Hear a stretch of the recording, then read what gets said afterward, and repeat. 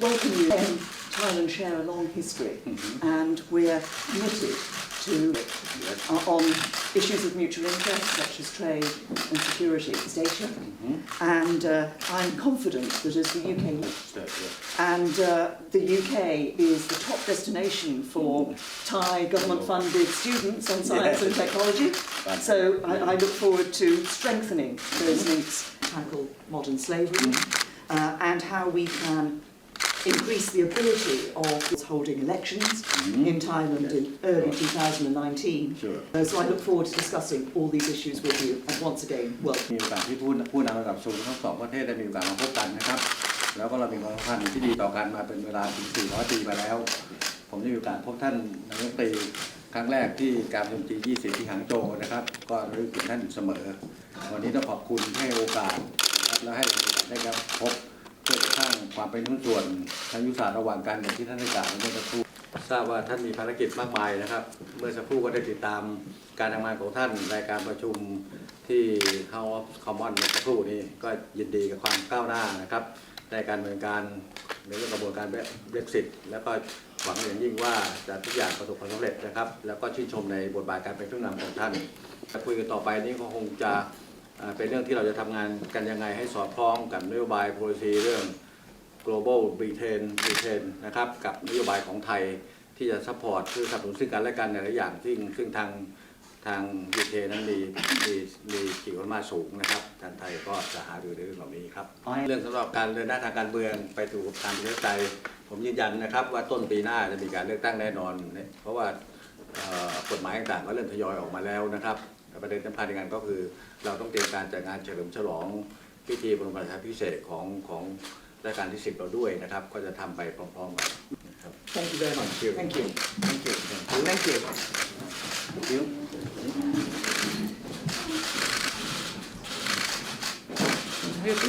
Thank you. Kun Thanatorn, you've all got 10 minutes. Could I ask you just to outline your own view about how politics should be? ขอบคุณครับคุณโจนาธาน Thank you very much everyone. It's an honor for me to be here tonight. Before I'm starting my presentation today, I would like to say that actually I'm a bit nervous to be here tonight. But well, we are. When we started this political party, it was back in January this year. Professor Priyuwut and we together had a discussion about how hopeless our society is and how people would like to see an alternative. We decided on one late night in January. So our journey is short. We are talking about something less than 3 months. We haven't prepared anything before prior to January that night. So everything you have seen is the result of less than 3 months work of us. The popularity we gained over the last 3 months also, I would not take the whole credit for that. I think it is because the people in this very country has been oppressed for so long and they are looking for something new. So it's not about, so I think this movement is not about Ajahn Piyabut and I. It's what people want. People want to be free again. People want to see alternative again. People want to see parliament work again. So I would like to spend the next 10 minutes sharing with you my thoughts on the society we want to see, my thought on where we come from. So first, I want to give you our analysis about the current status of our society. We see that on one hand, a big group of people don't like election, don't like to see, don't have faith in the parliamentary politics, because if there is an election, it is most likely that a party related to Kun Thaksin will come back to power. On the other hand, we have another group of people who lost all their faith in the government organs, in the juridical organs. They don't have faith in court anymore. They don't have faith in the police. They don't have faith in the state attorneys. They believe that these institutions, when they make decisions, those decisions are made, they are politically motivated decisions. So we see a group of, two groups of people on a very extreme end of beliefs. For us, if the upcoming election, there's no alternative, there is no way that we can exit the current conflict. So we see ourselves as an alternative to the two major parties. We believe that conflicts are normal in any democracies in the world. We have 70 million people here in this country, and there is no way you can make these 70 million agree even on one single issue. So that's not possible. There's conflicts. There will always be conflicts. There will always be disagreements. The problem is that you don't have to solve this conflict with the power, with the undemocratic power. You don't have to solve this conflict with barrels of the guns. You cannot. My life, I'm turning 40 this year. I have gone through 5 military attempts. You believe it or not? So on average, 8 years for one military coup d'etat. This pattern is a troubling pattern. Every 8 years you have one coup d'etat. We have to say, somebody in this society have to say enough is enough. We cannot pass over the society, this society, to the next generation. They do not deserve it. So, for us, we would like to convince people of all colors to come back and have faith in parliamentary democracy. We know that on one hand, people who supported the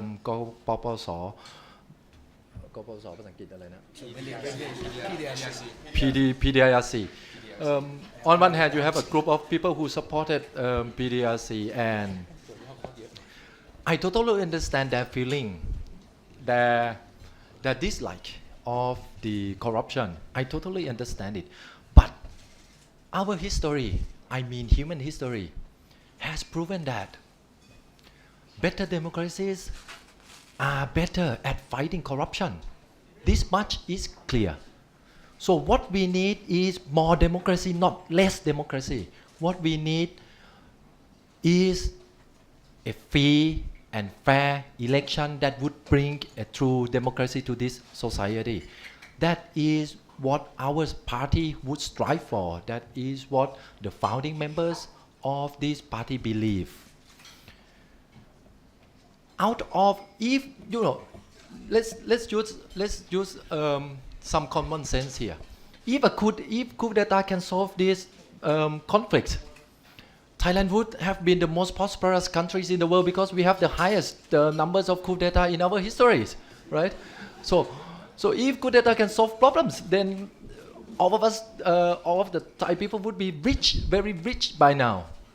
So it is proven that military government, unelected powers, cannot solve problems. So it's time for us to say enough. Once this military government goes back to their barracks, we have to make sure that they will not ever again seize the power from elected government in the future. So since I have very little time, I can go on and on talking about other policies that our party want to pursue, something like decentralization, something like unlocking the economic potential, something like social equity, something like social welfare. I can go on and on with this, but the basis, the starting point is here. We need a democratic society. That's the beginning. Unless and until we secure this condition, all other conditions will be untrue.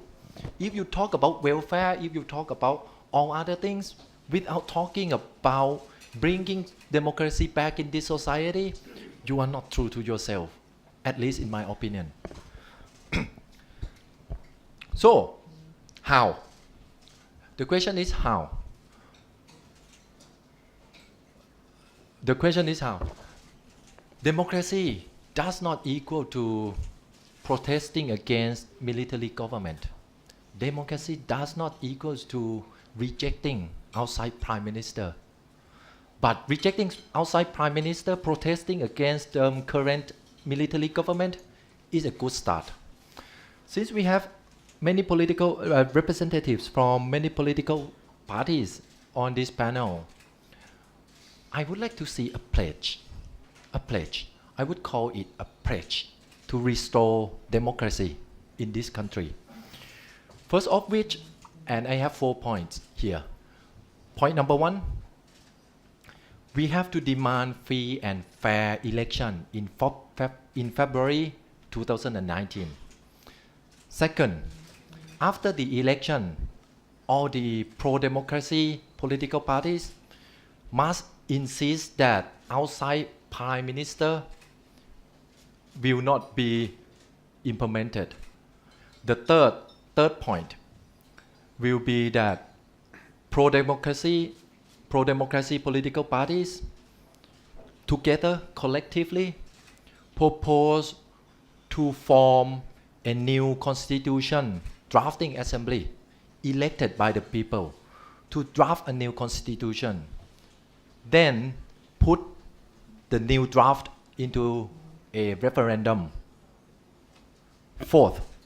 Number 4, all the pro-democracy political parties together demand the change in the current military bills. These 4 points, one pledge, one goal to restore democracy back to our country. Why? Why I proposing this? Because if you look at the modern division of people's power, you see we have a executive branch. Second of which is the judicial branch, and third of which is the legislative branch. These are the 3 divisions of power in modern politics. Executive branch. The current executive branch is governed by a 20-year strategic development plan. So elected government cannot pursue the policies they want. Second, the legislative branch. We have fought for so hard and so long to make senators elected by the people. Before the 1997 constitution, senators in Thailand were appointed. Only after the 1997 constitution was implemented, senators are elected. And now we are going back full circle to a society prior to the 1997. Third, the judicial power. This branch, the judges under this constitution, they elected themselves. They co-elected each other. And there is no link or whatsoever with the people. Having said that, the NCPO regime will continue to live with us, even if Prime Minister Prayut stepped it down. So that's why I'm proposing the change to the current constitution. Us alone cannot do it. Pheu Thai have already tried that a few years back. It needs the power of all of us to do this together. This is not for me, not my political party, but for a new future of our country. We need to change. We need to change the constitution. We need to make sure that the military power is reduced after this. So, going forward, if once we can conduct political activities, I will propose this pledge to all political parties in Thailand, particularly pro-democracy parties. One pledge, 4 points, one goal to restore democracy back in this country. Thank you. Thank you very much.